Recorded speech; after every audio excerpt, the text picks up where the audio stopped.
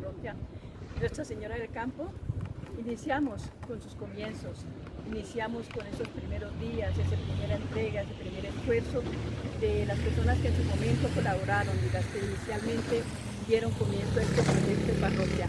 Principalmente recordar al doctor Francisco Briticá y a la doctora Luz Marina Marriaga, que en su momento pues hicieron las diligencias con el padre Nancy Medavilla, párroco de San Juan de Ávila. Ellos nos comentaron de que nos quedaban los templos muy lejos para nosotros movilizarnos los de este sector. El doctor Francisco Briticá habló con él y entonces él dijo que viniera, hiciera las diligencias, que se podía celebrar una misa, hablar con el vicario, que en ese entonces era Monseñor Carlos Sánchez.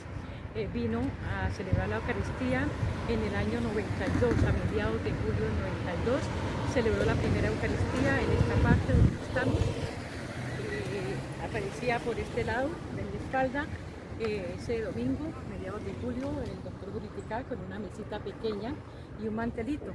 Nos le acercamos con mi esposo y le preguntamos que si era cierto lo que estaban avisando en ese autoparlante de invitación a la Eucaristía. Él nos comentó que el proyecto que se tenía era eso, que venía Monseñor Carlos Sánchez a celebrar la primera Eucaristía y si veía pues factible que la comunidad respondiera, pues eso se llevaría a cabo con toda la intención de la comunidad.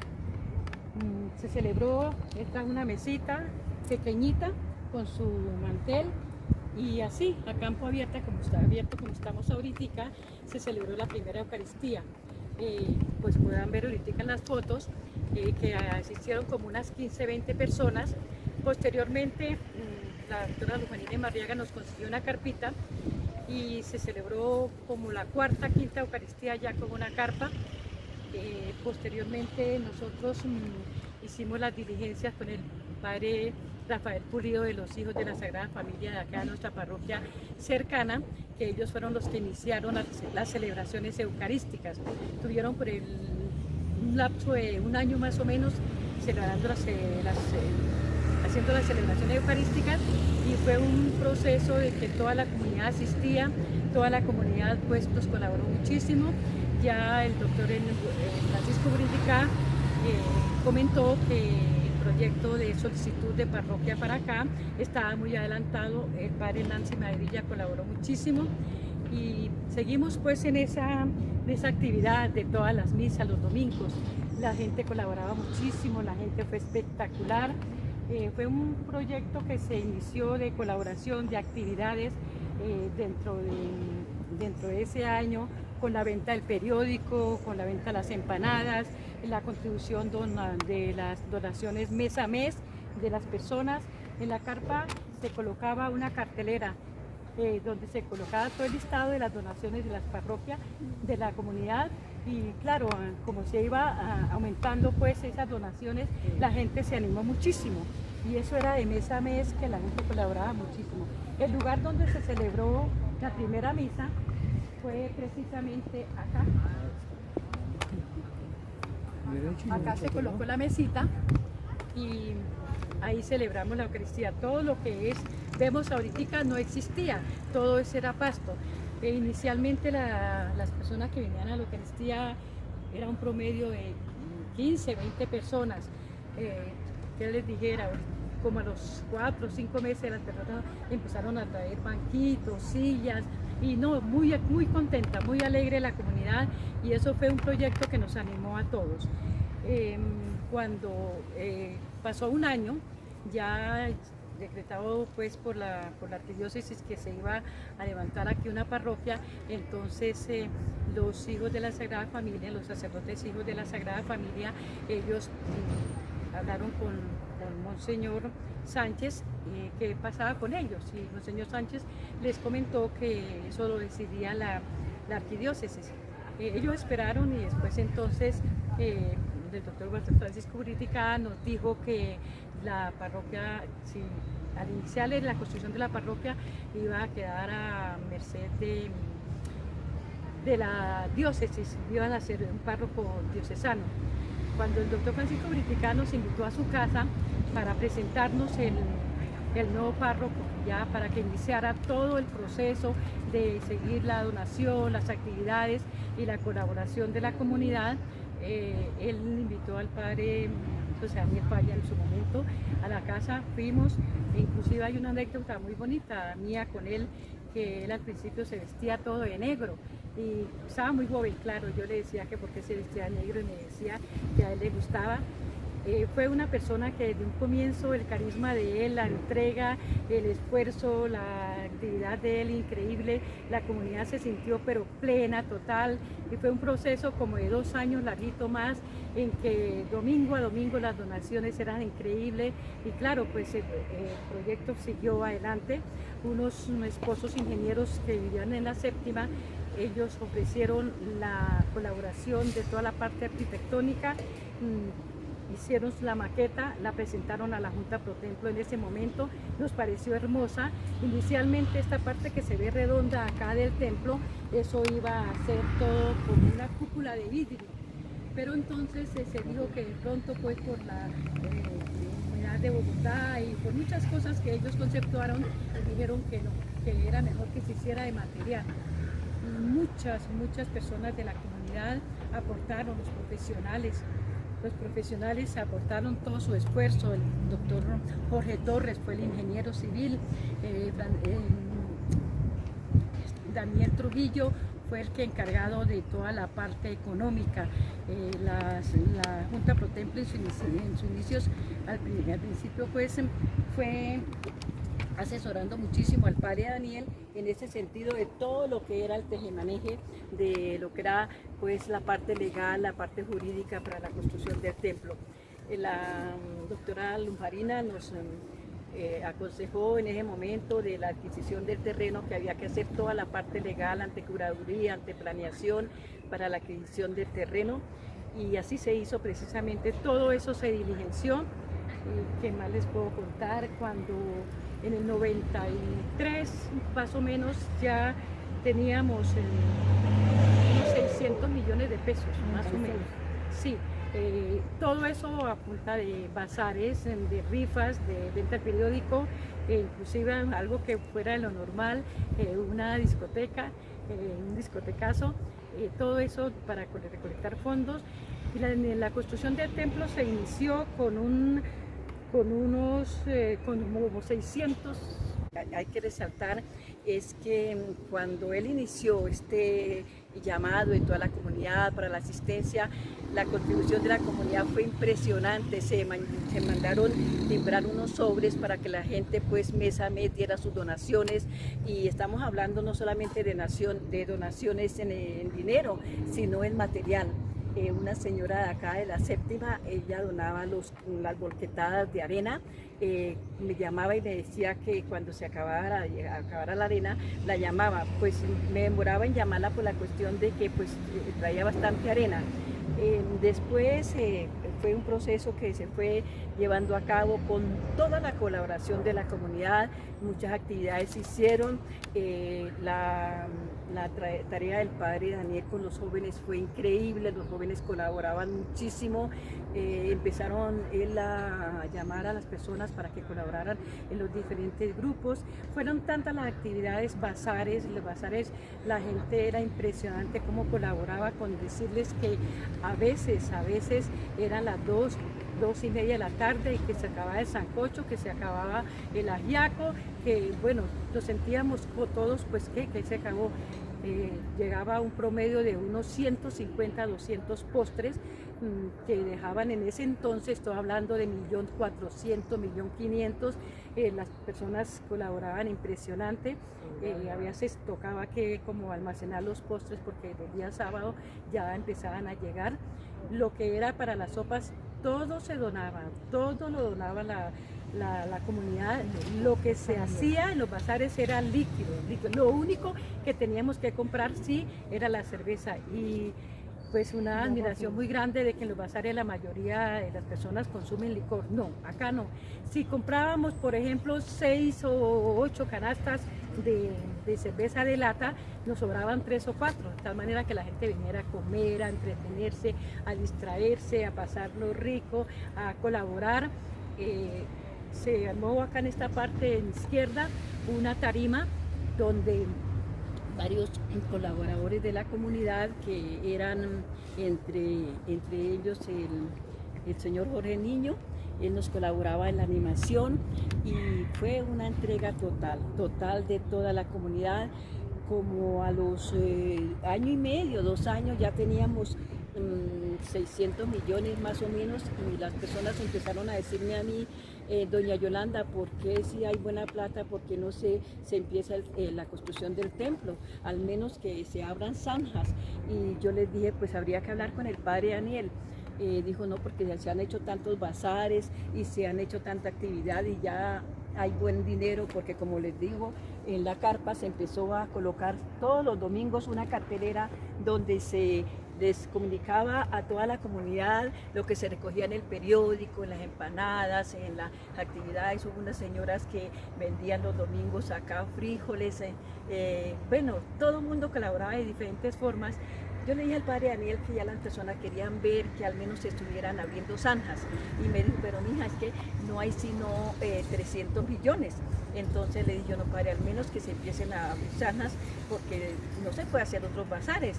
Y me dijo, será, y le dije yo, no, al menos que la gente empiece a ver zanjas, pues la colaboración va a ser pues mejor.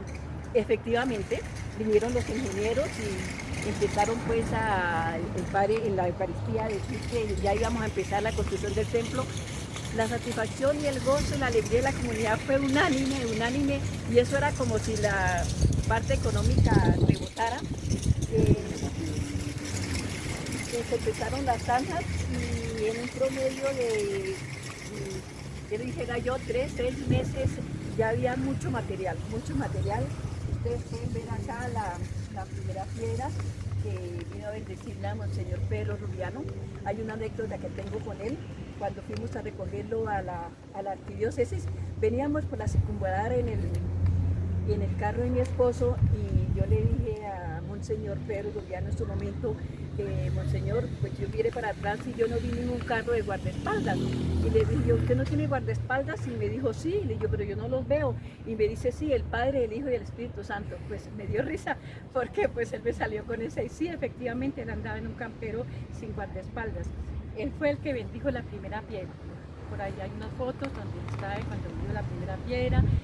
Ya luego se colocó una tarima antica en la carpa para que él quedara altico, y entonces él bendijo la primera piedra. Se vino a celebrar ya para que la gente pues comprendiera que esto ya era una realidad. ¿Qué más les puedo contar? Nos fueron tantas anécdotas entre las actividades que me parecieron pues muy jocosas, que yo le decía al padre Daniel, porque alguien le comentó, no sé si fueron los jóvenes que le comentaron, que por qué no hacer una fiesta en una discoteca, y pues a él le pareció, le funcionó. Cuando nos comentó a los de la Junta, yo sí le dije que no, que a mí no me parecía, y me dijo que por qué. Y yo, no, porque padre, esto somos iglesia, hay que tal una discoteca. Y entonces me dijo, no, pero ¿por qué no se puede hacer? Sí, hizo las diligencias y le facilitaron, no se pagó por el alquiler de la discoteca Salamandra, y allá sí se hizo la discoteca. Fue una fiesta muy bonita, muy dentro de las normas bonitas de la vida, con valores, con principios. Pasamos muy bien, muy rico. Aparte, fueron muchas las actividades también. Hubo una exposición de una galería, cuadros muy bonitos trajeron, costosos. Hay una anécdota de una señora que pues no sé si ya existirá. Una pareja de esposos trajo una escultura así de bronce, y yo la vi, realmente me pareció fea, y entonces yo le dije al padre, a ella dijo que la señora, los esposos que la habían traído, dijeron que para venderla en 1.500.000. Yo la miré y yo dije, ¿quién va a dar 1.500.000? Le comenté al padre que, porque él me dijo, esto vale 1.500.000. Le dije, no creo que vayan a dar 1.500.000. Y me dijo, ¿por qué no? Le dije, pues yo lo daría en todo eso. Entonces me dijo, pues ponerle 1.500.000. Una señora que vivía aquí al frente, en Los Naranjos, Yolanda Heredia, por cierto, llegó cuando se abrió la exposición, y ella se me acercó y me dijo, ¿esa escultura la están vendiendo? Y le dije, sí. Le dijo, ¿cuánto vale? Y yo, ahí está el precio, 1.500.000, pero sin regatear nada. Me dijo, me la llevo. No comenté ni dije nada, pero dije, bueno, sabrá de escultura, yo no sé de eso. muchas cosas bonitas, muchas de los bazares para mí fueron una fiesta. Las empanadas, como no había templo, pues se vendían en la capilla. Allá se vendían en la capilla, en la misa de 11, y todas las empanadas se vendían. Del periódico, el periódico, la gente traía periódico y eso era impresionante cómo la gente colaboraba, increíble, increíble. Estamos al principio, fue pasado luego posteriormente acá como recuerdo para la historia de la parroquia. ¿Qué otras cosas les puedo contar como anécdotas? Ustedes se dan cuenta los ladrillos en un comienzo cuando se hicieron los pedidos de los ladrillos a Soacha, pues se hizo la cantidad más o menos que se necesitaba. Ya para terminar hizo falta ladrillo, un buen número de ladrillos. En ese entonces el jefe de la construcción, don Hernando, él cogió y nos dijo que se había acabado los ladrillos, se le autorizó que fuera a Soacha para que trajera más, pero le dijeron que no había más de ese ladrillo y que posiblemente no volvía a salir. Don Hernando, muy inteligente, pues nos mostró un ladrillo y dijo, mire, yo le fui sacando así, cascareándole por los lados para que quedara muy parecido. Y efectivamente, con realidad, todo el ladrillo de esta parroquia, de nuestro templo, pues no está igual. Al menos el de esta parte y el de frente, porque él lo hizo pues muy artísticamente. Todo eso son anécdotas que podemos contar. Otra cosa que me pareció, pues yo le comentaba al padre Daniel, de no colocar mármol, ustedes ven en las salientes, porque mira el mármol cómo se vuelve, como negro. Él decía que lo hacía para que quedara como más bonito, como más fino, como más elegante, y sí, tenía razón, pero bueno, ¿qué no va destruyendo un poco el paso del tiempo? La campaña, las actividades que se hicieron para llevar a cabo este gran proyecto de templo que precisamente en la vicaría la denomina la Catedral del Norte, porque pues son pocos los templos que en tan poco tiempo se levantan así, completamente, porque cuando el padre Daniel ya lo trasladaron, él, todo lo que usted ve lo hizo él, todo quedó totalmente terminado, no había nada de agregarle al templo, no quedó nada inconcluso, porque todo se hizo pues como se había planeado y así se llevó a cabo todo. Me dice, vemos acá la piedra de la consagración del templo, el 18 de julio de 1999. Inicialmente lo iba a hacer Monseñor Pedro Rubiano, pero por compromisos de última hora, entonces lo hizo Monseñor Escapimina, hoy a de la Navidad con el padre Daniel. Él decidió hacer las novenas muy temprano. Nos dijo que aparentemente la hora más acordada era a las 5 de la mañana. Nos reímos porque le dijimos que era muy temprano, y Glorita les continuará. Que era muy temprano, y él explicó que era que él quería que cuando las personas que trabajábamos en el barrio ya nos pudiéramos ir a trabajar y ya no fuéramos con la Eucaristía por la mañana, porque pues era diciembre. Él lo dijo el domingo en las misas del domingo. Todo el mundo se miró, y qué pena lo que yo les voy a contar, pero así fue. ¿Quién va a venir a las 5 de la mañana? Pues saben que nos tocó venir, porque este pobre curita solo, ¿quién lo va a acompañar? Nadie a esa hora de la madrugada. Resulta que a las 5:15 de la mañana del día 16 de diciembre de 1999, porque ya el templo estaba construido, no había un espacio donde pudiera decir que cabía un alma más. Al templo no le cabía nadie. Estaban las familias enteras, los papás, los abuelos, los niños, los jóvenes, y todos venían con sus panderetas y sus maracas. Y todo el mundo con ese fervor. Faltaba un cuarto para las 5 de la mañana y el templo no le cabía nadie. Y nosotros creíamos que al curita nadie lo iba a acompañar, y que las únicas que íbamos a poder estar éramos las que nos queríamos más cerquita, porque pobrecito el curita. Después que le daba la cara al padre Daniel para que, imagínense, se enfanara de que nos ganó, de verdad que sí. Pero no solamente hacía eso, no solamente llenó el templo por las mañanas, todas las mañanas a las 5 de la mañana, a las 6:30 de la mañana, el Parque Cedro Madeira, el Parque Cedro Madeira estaba lleno de velitas, todos los niñitos tenían sus faroles encendidos y todos cantando la tutaña, esperando a que llegara el padre porque ya iba a comenzar la novena. Era muy hermoso, pero no solamente era en Cedro Madeira, en todos los parques, en todos los conjuntos. También quiero contarles que nos enseñó a los adultos a hacer la carta al niño Dios. Sí, todas esas cosas hermosas tenemos en la memoria, eso sí nadie nos lo va a quitar. Es un recuerdo muy lindo, es algo que hará en nuestra mente para siempre. Este templo para muchos de nosotros es el sentido de nuestra vida, nuestra parte espiritual. Fue como un despertar de nuestra iglesia con la construcción de este templo. ¿Por qué? Porque estábamos distantes de los otros templos cercanos, pues un poco distante, pero para muchos fue una bendición. Y como les digo, en la vicaría le llaman la Catedral del Norte y nos han comentado, a mí me han comentado que en muy poquito tiempo se levantó este templo, pero como hemos comentado, la colaboración de la comunidad es impresionante, es aterradora y gratificante cómo la gente colabora en todo sentido.